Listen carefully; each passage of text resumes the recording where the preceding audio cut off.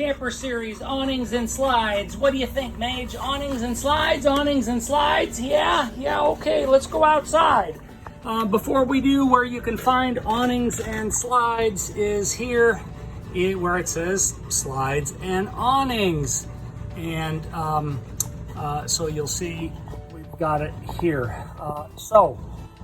One key thing, before moving slides in, and you may want to take your 3 slides in, the wardrobe slide in the bedroom, the kitchen slide, and the living room slides, 3 slides here, before taking the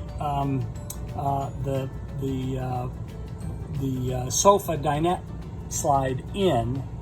Please be sure to take the pictures down that are just sitting on the rail there, because you will hear a crash, and I know this from experience, not once but twice, so I've never forgotten since. So just take the pictures down before bringing the slide in. Why might you bring the slides in? If it is super windy, like way in excess of 50-mile-an-hour winds and you're rocking, then the camper is going to be more stable if you bring the slides in. The second reason is, unfortunately, and I'll show you this, the covers, these here white vinyl, were installed at not quite a sufficient angle to shed rainwater, and so after every rain, you either climb up in the back, climb up on the roof from the back ladder, grab that broom, and sweep the water off those white slide covers, or you can bring the slides in. Pro tip: make sure that the side windows are closed in the kitchen, including that one, before you bring the slides in that are filled with water. Also, voice of experience and wet rags cleaning up the inside of the camper for failing to do that. So either the broom or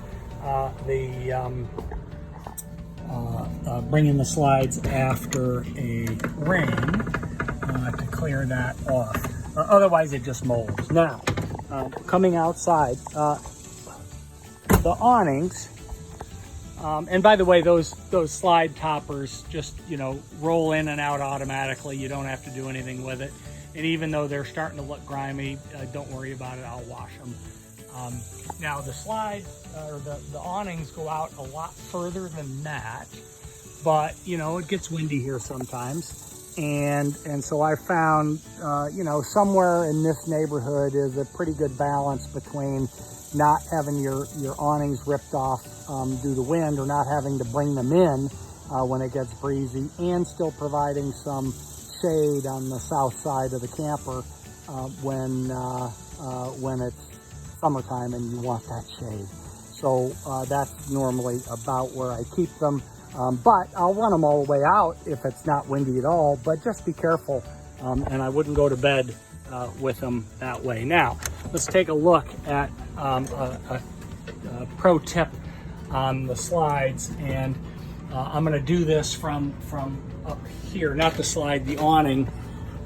When you're putting the awning out, let's just do the front awning here. We'll just hold the button, and the front awning will be going out if you can see it.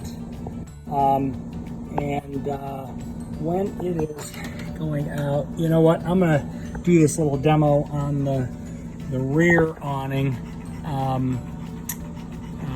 Because it's going to be easier to see, and I've got to let all my air conditioning out here, so I'm going to go really fast.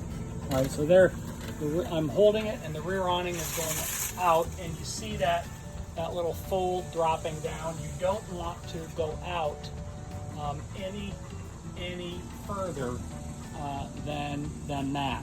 That's full extension. You don't want it to wrap back around. So I'm going to bring that rear awning in.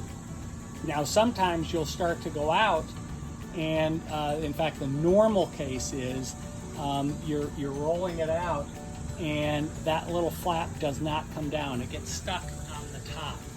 And so what you do is, if you're rolling it out and keep a watch, and you see, you start to see the actual bar that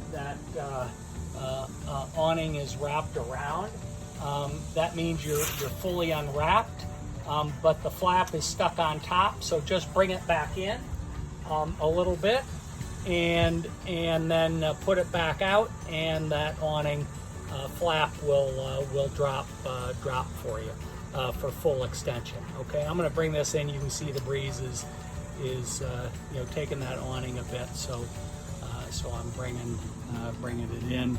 And if you want a little shade for your truck, you can put the cab of your truck in between those two, park it close to the camper, and push it out. But just don't forget. Okay, so that is it, and then just bring it all the way back in until it stops. So that is awnings and slides.